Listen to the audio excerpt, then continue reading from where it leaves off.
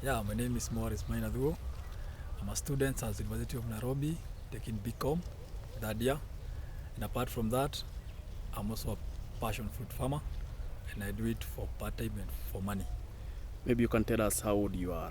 And I'm not that old, I'm 24 years old, and I'm practicing farming. And maybe why did you decide to practice this passion fruit farming? Yeah, farming, I do farming for business and for leisure. And farming, I do farm for money and to earn money and to spend my free time. And why in particular did you decide to do passion fruit farming? I decided to do passion farming because it has a constant income, whereby at least you are guaranteed per week, you're going to have an income every Friday. And as a student, how are you able to manage passion fruit farming and also being able to carry out with your studies?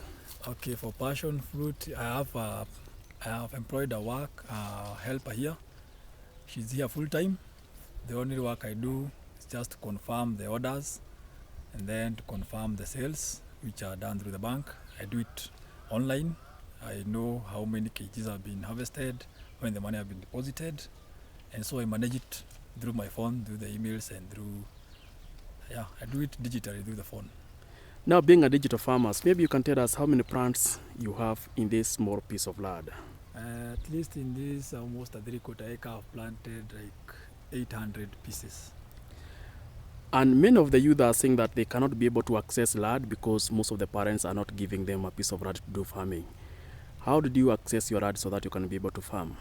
Okay, at least in my case, I'm lucky enough because my uncles do understand. And I was told by my uncle to utilize the farm to make maximum benefit out of it. And I was given it free of charge to use it. And I do whatever I want to do with it. I farm, yeah. And before you did passion fruit, maybe you had engaged in another agricultural activity. Maybe what type of crops were you growing before? I used to grow vegetables like cabbages, sukuma wiki, lettuce, broccoli, cauliflower.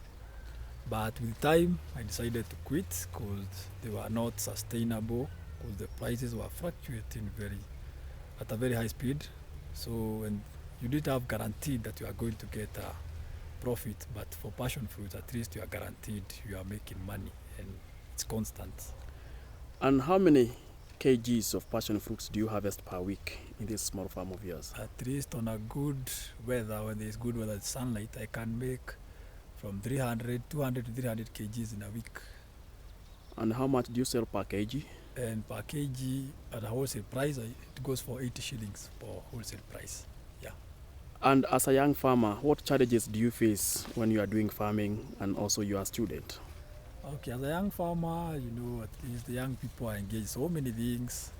And so at least mostly the time to come to the farm is very limited because of commitments elsewhere. And also the challenges are the diseases and at least the know-how. Because at least if you have knowledge of what you are doing, at least you'll be better off. And so access to capital is another thing because passion fruits are capital intense. And so still getting capital is still a challenge because one thing, young people don't have security, they have no guarantors, they have no well-up accounts, and so it's still a challenge to access credit. Yeah. How do you market your fruits? My fruits, I market them through Facebook. There is Mkulima Young, also in WhatsApp, also in OLX, and also by word of mouth. And people know I do farm, and so when you ask for passion fruits, you just ask my name. And yeah. You have mentioned as one of the Facebook fan of Mkulima Young. Yeah. How have you benefited from that page? Yeah, that page I can say it has helped a lot because one thing, the page is much popular with the youths, and so it's like a marketplace. I can call it a marketplace because it's where buyers meet sellers. Because in Mkulima Young, I post them there. And so we interact with other farmers, we learn about our challenges, our shortcomings, and we're able to create a market. And so it has helped a lot in marketing.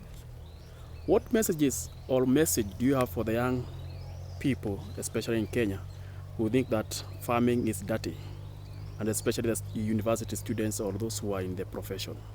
Okay, I can't say farming is dirty for that person who thinks it's dirty, but you can be a smart farmer, especially if you have some income somewhere, then you can supplement it through farming.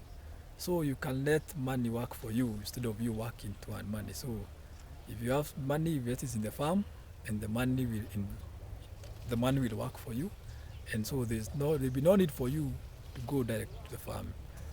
So if I can say farming is not dirty, but I can advise the young people to take up farming to supplement their income and to do it during their free times instead of going and just wasting money. Use that free time to earn more money.